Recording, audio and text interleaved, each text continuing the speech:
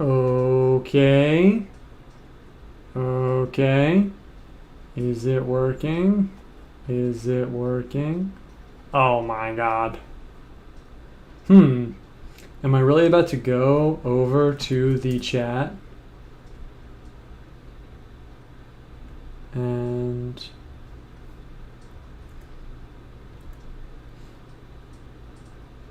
wow, it literally made me do another channel. It like bumped up. But we're not back. We're not on the same video, right? It's a new video now. This is truly the... Oh, and I can hear myself too. This is truly the technical difficulty show. It's all good though. It's not a big deal. Wow, so I have to go to the other chat and tell them. It made me start a new video.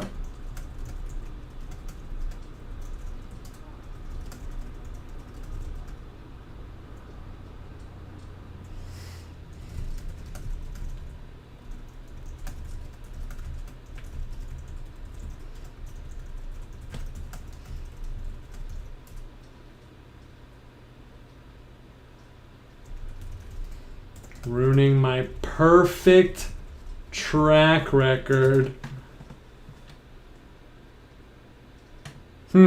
Okay, well, I guess we're just gonna roll with it. It made me start a new stream.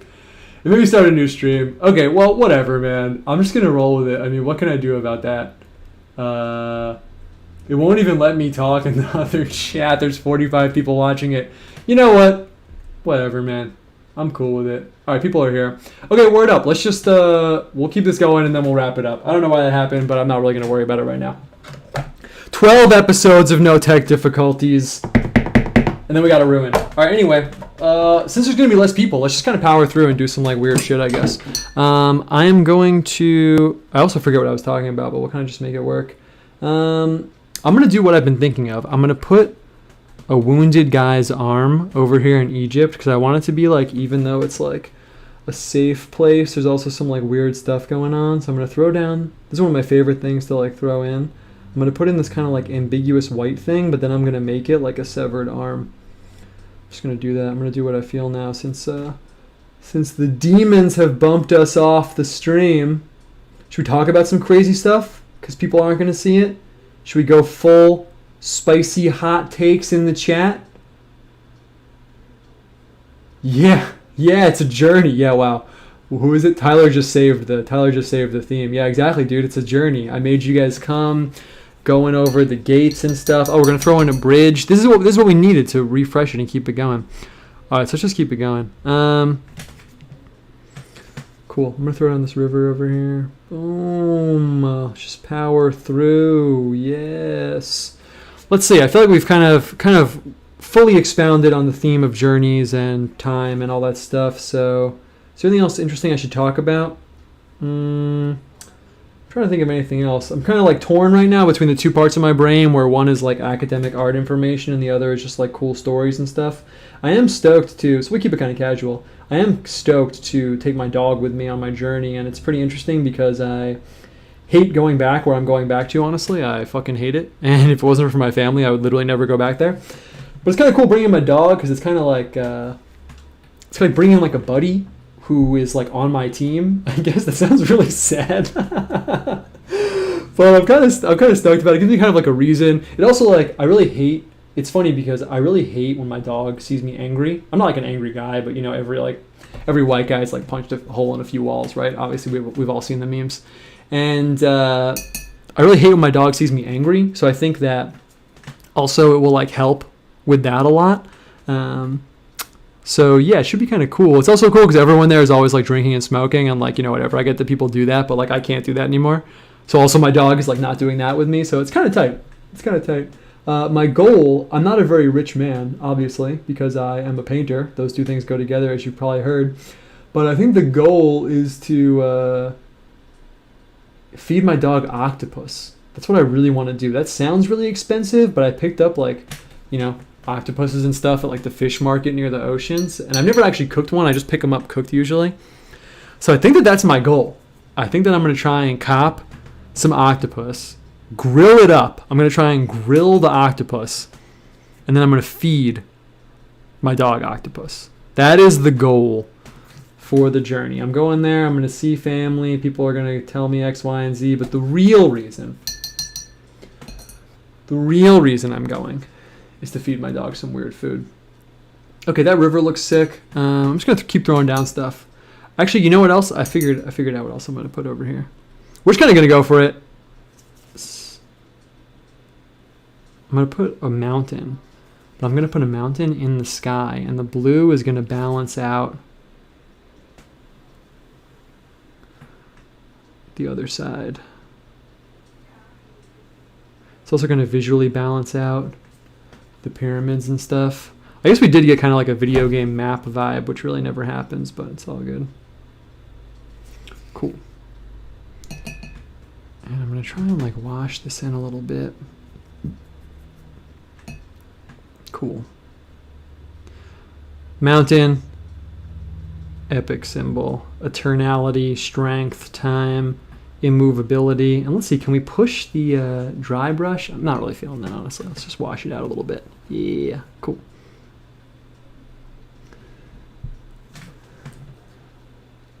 Greece is because Oedipus encounters a Sphinx and defeats it. Yeah, Oedipus and the Sphinx. Yeah, Sphinx plays more into like Greek mythology. That's a really interesting space to explore. I guess we can talk about that. It's pretty cool and fits the theme. That's a really interesting space to explore for me, where Greece and Egypt overlap.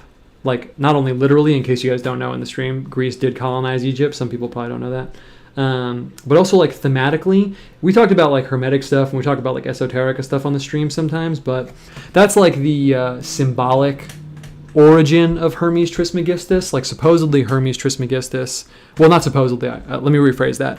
One of the like scholastic ideas about where it comes from is that it's when Greece and Egypt first hardcore came into contact like that, and that Hermetica, the Hermetic system, is basically what happens when you get Greek philosophy and Egyptian religion magic interacting with each other. My own personal take on that kind of thing is like Egypt's a really interesting ancient civilization, especially in terms of like theology. So for us doing like mystical stuff and weird third eye things and things like that is because Egypt had a theological system, but they didn't have like a philosophy in terms of writing down stuff. You don't have like Egyptian philosophers in the same way that you get like Greek philosophers and things like that. So it's a really interesting space for me because you have this like hyper literate civilization that's almost characterized by like writing things down and by doing philosophy that immediately, you know, basically like gets into bed with, if you want to put it that way, this civilization that's still operating on like a more primordial, like magico religious paradigm where they have like a priestly class and stuff, but they're not writing down books like Socrates and stuff like that. So it's a really interesting space to poke into and inhabit. It immediately becomes like hyper-syncretic. In case people don't know what syncretic means, syncretic is when you like merge two religions together. So you get like a Greek god showing up in Egypt, an Egyptian god showing up in Greece, and things like that. What's the place called? There's a place at the foot of Mount Olympus. I fucking forget what it's called now. It starts with a D. I don't remember right now, but I did a lot of research on these archaeological things they found there. They recently did like a huge dig. Man, what is that place called? I'm so pissed. It doesn't matter. And yeah, you were finding Egyptian gods there and stuff like that. It's pretty cool, actually. They did that dig not that long ago. They like totally unearthed all this like world-class, like crazy stuff that no one had ever seen before. If you look up like Greek temple, foot of Mount Olympus, archaeological dig or something, it'll definitely come up. There's not a lot of places like that. Okay, I'm really feeling the flying mountain. That is sick. And I'm going to throw down a horizon line. I feel like we really need one. And I'm going to start taking some questions. We'll start wrapping this up. It's fun that we migrated. Thank you for coming if you migrated. Yes, this is obviously the same stream as before. I never have had that particular technical difficulty, but we'll see how it goes. I wonder if my hard drive got full, but I'm not going to worry about it right now. I'll figure it out later. Okay, I'm going to throw down this horizon. Boom. And yeah, if people want to ask me anything, if you put @ Cyclops, I will see it. Purple that mountain up, you know you want to. People are always pushing for purple in the chat. We have big purple advocates. You know, now that you said it, I kind of do want to. But let's see. I don't want to sour up the color scheme too much. We got kind of a weird thing going on right now. I'm going to grab a bigger brush And let's throw down some green. The stream was kind of weird in terms of starting late. The painting's kind of weird, but I'm all good with it. I kind of like it, actually. So let's see. We'll push this a little bit. Get this green going on. Nice. Cool. Yeah, it's a really nice color, and that green really marries like the yellow together and stuff really well. I'm feeling it. I'm just gonna poke into the peacock. Let's get more watercolor energy going on. Yeah, that looks sick. That's the exact color and quality I was pushing for this whole time. And let's grab a little bit more of it. Perfect. Perfect. Someone said, you ever play any tabletop RPGs? No, not really, man. I had a friend that was really into Warhammer when I was really, really, really young. And my mom wouldn't let me go to like the comic book shop late at night to play with them. But I definitely would have gotten like totally sucked into it, honestly. So we can debate whether that was a good call or not on her part. But no, I haven't. I never did any like in real life gaming stuff, but I guess we could talk about it. It's kind of interesting. I didn't really get that much out of it. Every now and then I fall into like a YouTube hole, and I kind of like justify it to myself by saying like, not that I need to justify it to myself, but by saying like, you know, maybe I'll make a comic about this or something like that. And I kind of fell into this hole of like retro gaming stuff, like just looking at it and like, you know, thinking about it as like a whole world, and like I'm always thinking about comics and aesthetics and stuff like that. And I don't know, I feel like I did one comic about retro gaming where it was kind of like dark, and it was about this guy like not getting the fun he wanted out of it. It was actually really, really dark. When someone posted it on Reddit, someone that commented was like, I cried reading this, like what the hell? I was like, bam, gotcha normies, how you like them emotions. But I just kind of felt like there was more there. The comic that I made was really just about a guy who like went back to it as a way to like try and re-enter childhood and wasn't really getting what he wanted out of it, and there's kind of like a magical element like in all my comics. But I don't know, I feel like there's just something there about it more that I want to unpack in terms of like the semiotics, which is a pretentious way of saying like what it represents, but I can't really like get at it. I don't know, I have this like idea about like things being like, it sounds kind of weird, but like things in general being like holographic, in the sense that I don't know anything about like actual real holograms, like science holograms and stuff, but what I hear the word holographic used as, and what I understand like about it a little bit, is like it's kind of like you know, there's this thing called Indra's net. This is really cool if you don't know about this. We haven't talked about it on the stream. It's pretty basic like Indic and like Hindu stuff, but if you never heard of it, you might find it cool, and it's a really good metaphor. In like Vedic philosophy, or maybe just, it might be way later actually, Indra, so it might just be straight up Hindu stuff, but I'm being pedantic for no reason because it's my show. There's this thing called Indra's net, and basically what the idea is that this god named Indra has like a spider web. It's like a huge net, almost like a fishing net, I guess. And wherever two strings meet, wherever two parts of the net meet together, there's a jewel, a really, really, really shiny, bright jewel. And the reason it's like a philosophical metaphor is that all the jewels, this got actually kind of dope right now, is that all the jewels are reflecting all the other jewels. So you can imagine it's like, you know, hundreds and hundreds of jewels at the nexuses of these like spiderweb strings meeting together, and like I just said, all the jewels are reflecting each of the other jewels. So the idea is that, you know, there's some myth or something where it's like you can't go in and change anything without changing everything about the whole entire system, like as a whole. So I think there's something kind of, that's how the metaphor is normally used, about how like the whole system is like reflected in each part of the system. But I think there's something like a little bit deeper for me going the other way, where I'm gonna grab some orange and throw some oranges on these trees. Actually, I don't want to do more small stuff. Let's do more big stuff. I'm gonna put something in the sky up here. I want to keep talking what I was talking about though. I'll outline this hand. Perfect. So I think there's something kind of deep about the Indra's net thing going the other way, where, yeah, like you can look at it as a whole system and focus on the forest, but it's almost more interesting if you zoom in on each jewel and you're like, well, just by virtue of its nature, each piece of this larger system kind of contains the larger system in and of itself as a smaller piece. It reflects the whole system. And I don't know, I feel like there's something about like life as we experience it, you know, as these like people, but then also like how young men especially are drawn to like video games, and how it's almost like a simplification of life, but not in like a dumb way. It's just like a holographic representation of life. Like you have the things you need and you have to do X, Y, and Z and you have to go through it. And I don't know, I guess that's like kind of obvious, but I just feel like there's something deeper at play there psychologically, that we like have this need to step into this kind of like, I don't even want to say simplified, but it's simplified in a particular way, like universe, to participate in this system where it is like symbolic, and then I'm a painter and video games are so visual. I don't know. I don't really have like a full like in toto, you know, packaged idea of that, but I have been thinking about it a lot. Yeah, the person that asked me that was like, yo, I just asked if you played D&D. But I know, but you know, I gotta talk about cool shit on my own show. Okay, I'm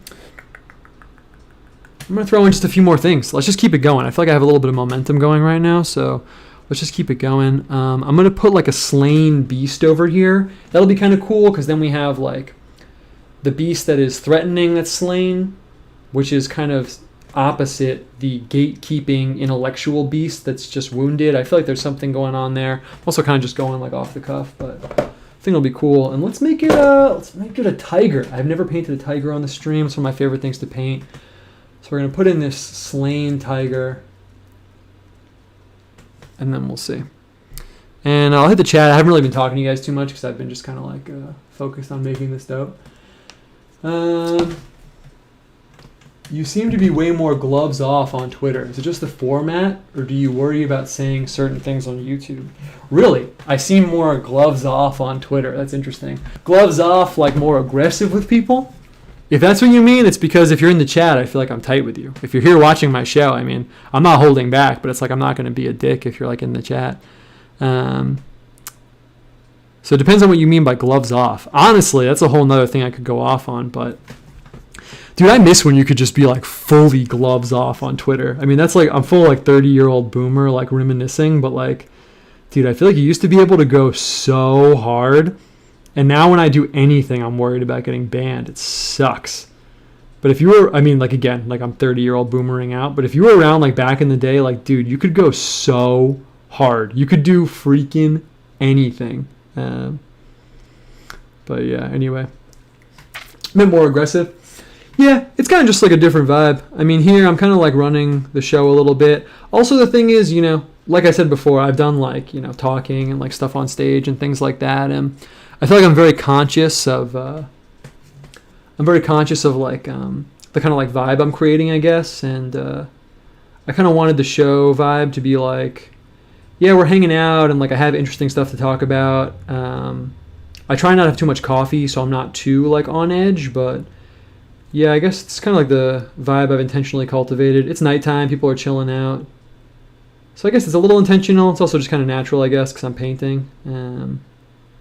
I'll be aggressive about a topic if you want me to, though. Throw me something and I'll go full Alex Jones and I'll slam my desk and stuff for sure. But yeah, no, I kind of want this to be like a creative like refuge, I guess you could say. To be a space people could step into and maybe like get ideas for their own like creative processes or like reflect on being creative in general. I know that sounds like really pretentious, but that's ultimately what the show is really about. Being creative in like a theological universe that we all inhabit. Yeah, you used to be able to light people up for anything, for real. Yo, I know. I posted this really funny Elon Musk meme. And then after I posted it, I was out walking my dog and I was like, yo, am I going to get banned because I posted like a Photoshop picture of Elon Musk and I deleted it. And I was like, damn, the Illuminati really won this one. They really did. Cool. I'm going to make this like a slain tiger. It's going to be sick. I'm actually just going to paint in the stripes right now on top of the wet paint. We're just going for it. It's 9:08, so we'll wrap this up soon. We started late, but I don't want to go too late. So we're just going to kind of go for it.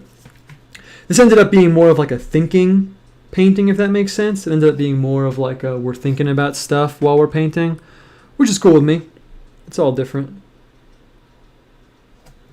Am I getting the stripes I want? I'm just going to go for it. They're really small on the screen. Boom. I'm getting these kind of like gray stripes. I really wanted like the fat blue stripes. So I'm going to come back to that, I guess. The idea of physical danger being dead and intellectual danger being more prevalent seems like a good reflection of the modern age. Yeah, honestly, I think like psychologically that's what I was thinking for the tiger. I used to use the slain tiger a lot in my images. Sometimes I do still, but that's what it represents to me. The tiger is kind of like the most like primordial, threatening big cat. And when you do the snake, when you do a dead snake, then it's like inherently biblical. You know, devil, snake, trampling on the snake. But when you get the tiger in there, it's just, I think everyone kind of knows what that means. It's like the dangerous aspects of life. So I like painting it in as though it's slain. The idea, oh, I read that one. What is one thing you want to see in a fantasy world? You mean like if real life was my fantasy, or you mean like in a fantasy world like Lord of the Rings? If you clarify that question, I will answer. I just don't want to go on a whole thing if it's not exactly what you're asking. Okay, I'm going to throw in some blood down here. We really got the blood thing going, but actually I'm kind of feeling it. Maybe like psychologically that was kind of a reaction to like how cute things were turning out. I really hate using that word, but sometimes it happens. Okay, we're doing pretty good over here, honestly. I kind of just feel like I need like, whenever we get to the end, I feel like I need like one last thing to like wrap it up. Like one last thing to kind of like seal the deal, and I'm not quite like there yet. We don't have like the deal sealingness in a fictional universe like Lord of the Rings. Cool. I'll answer that in a second. I'm looking at it with you guys. Oh, I know what we should put in the sky. Perfect. Yeah, we're talking about evil and the Illuminati and stuff, which we're always secretly talking about. Yo, I'm going to throw in Saturn in the sky. I think that's going to look sick in this yellow sky, and I'm going to put it right here. I'll put it right here. We'll get Saturn in there. That's going to be dope. Oh, and then we'll put the star in. Dude, the star is like my favorite like crypto journey symbol. That's perfect. That's how we'll wrap it up. Oh, perfect. I love using the star because in the story of the three magi, bringing it back to where we started with all this, the star guides them. That's perfect. Oh, and I'm going to add a bridge. Put the star and the bridge, and then we'll start wrapping it up. Okay. Yeah, cube in the sky. I do like putting the cube in the sky. There's an alchemical picture that has a cube in the sky, and it's such a good vibe. I don't know what it means exactly, but it is really tight. Kind of would balance out the pyramids too, actually. And what I'm gonna do not last time, but when we did Joseph's dream, we put those 5-pointed stars in, and it kind of, the vibe was interesting. It was a cool vibe, but after I did it, I was kind of like, oh, that's the vibe. So I don't want to do that again. So actually I'm going to do something a little bit different. I'm just going to use the dot star. But then so people know it's a star, I'm going to go on a limb right now, and I'm kind of going to paint these like rings around it. So it's like shining out. Yeah, I like that. Actually, I got worried for a second because I thought it was going to look whack. But since we're experimenting a little bit, I actually think that looks dope. I could do the same thing with Saturn, but it's a little bit riskier because then it's red. Yeah, this got cool. All right.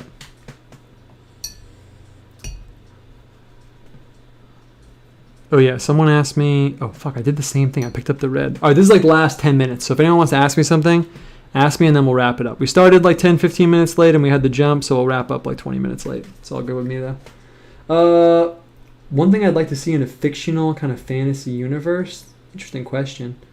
I don't know. I guess I would answer that by saying I don't really know how like robots fits in with my vibe. I've tried drawing robots a few times, and it actually never really goes very well. And I ultimately kind of concluded that like robots just doesn't fit in with my like visual universe, which I guess is kind of weird, but also actually makes sense. So I guess it's kind of a cop-out answer, but like I don't know how robots would fit in with like a futuristic world. And since I think about like retrofuturism and the future and things like that a lot, I think that would be kind of interesting. I'm throwing down a cube down here. I'm just going off the cuff right now.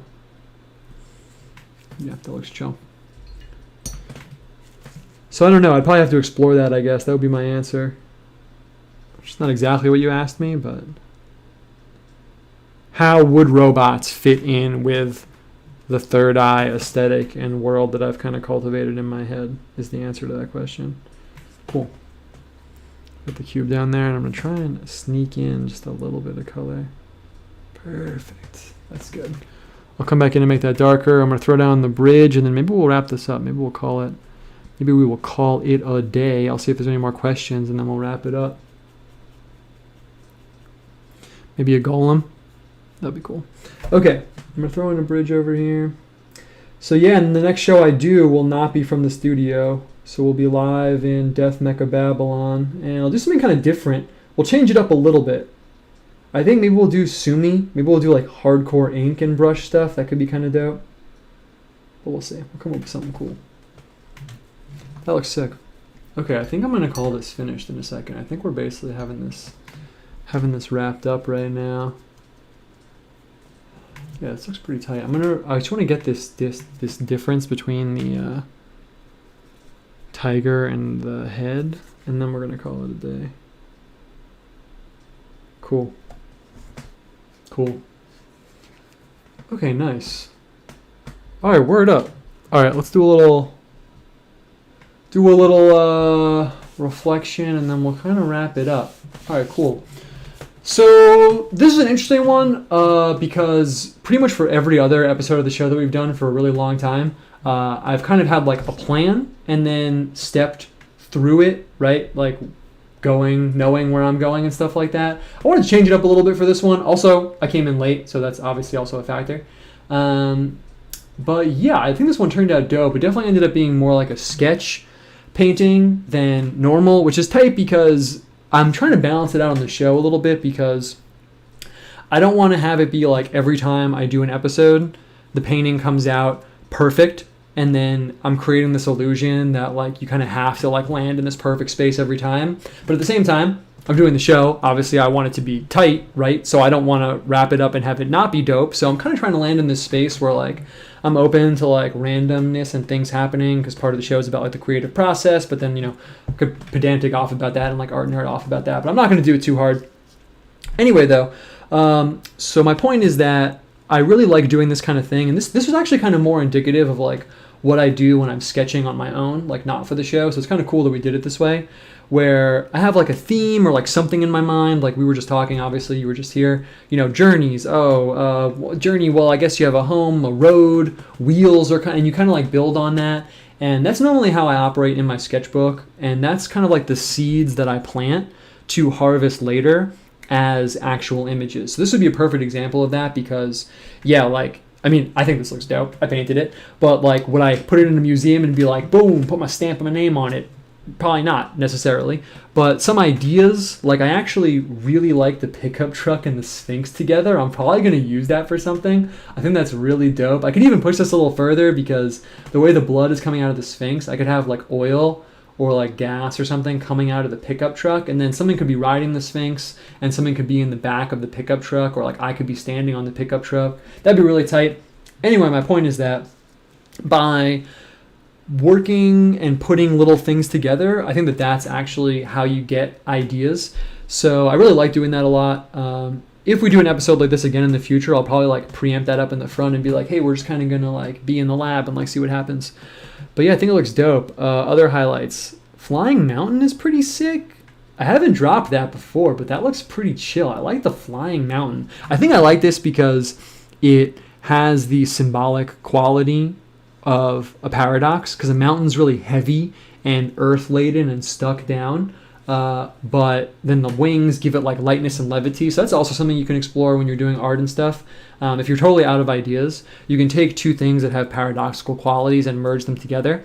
Sometimes I like doing that with animals, like one animal that eats another animal and putting them together, you get that kind of like paradoxical interestingness together. So it's kind of a little thing to throw out there. Anyway, though, yeah, this was dope. It was super fun doing it. I'm glad we got all the technical difficulties out of the way. So this will be the only episode with technical difficulties for season 2. We're going to go back to my perfect track record, which I'm kind of pissed that got ruined, but it's all good.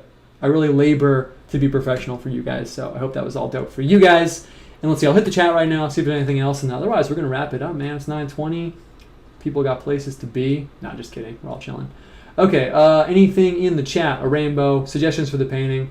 That's dope. Someone said, no question, just want to wish you good luck on your travels. Hey, thanks, man. I live internet life, so I will be tweeting and like drawing about it and stuff like that. otherwise, yeah, guys, thanks for watching and stuff. That was really, really fun. I'm kind of repeating myself, but I'll just do my little wrap up and then I'll click end stream. But yeah, I mean, if you're watching the show and you've been watching it a bunch, I think the most interesting thing for me, if I'm zooming out and being like meta creative about it, is experimenting with that tension between improvising and having no plan. I mean, improvising, having no plan, and then having 100% of a plan and seeing it how it's organic. So if you've been watching the show for a while, I hope that's been like kind of interesting for you too. Sometimes I have a little sketch over here that you guys can't see that I'm working off of. Sometimes I don't. So that's been the interesting thing about it for me. And otherwise, I love doing this. So it's really, really fun for me, honestly. I love doing it. I'm stoked people watch it. So that's it. That's the painting stream. It was crazy. We're on the edge of our seat the whole time. That's how it is. We do it live. Click the Bill O'Reilly clip. We do it live. If you don't know what I'm talking about, you can look that up. And that's it, yo. Thanks for coming through. Next week, we'll do something really different. So I don't know if there's anything you want to see, like hit me up. Otherwise, I'm thinking we'll do like fat brush painting in my basement at my parents' house because I'm not going to be here. I'm going to be there, but it'll be chill. That's it. Thanks for coming through. Thanks for being here. Thanks for doing your thing. Thank you for assisting with the spiritual chess game in which we are pawns battling the forces of evil. Maybe this was some refuge for you from that, but guess what? We're going back into it. Right now when I end the stream, we're back on the battlefield. So thanks for coming through, and I will see you guys on the internet where we all hang out together. Thanks for watching, though, for real. I'll see you guys later.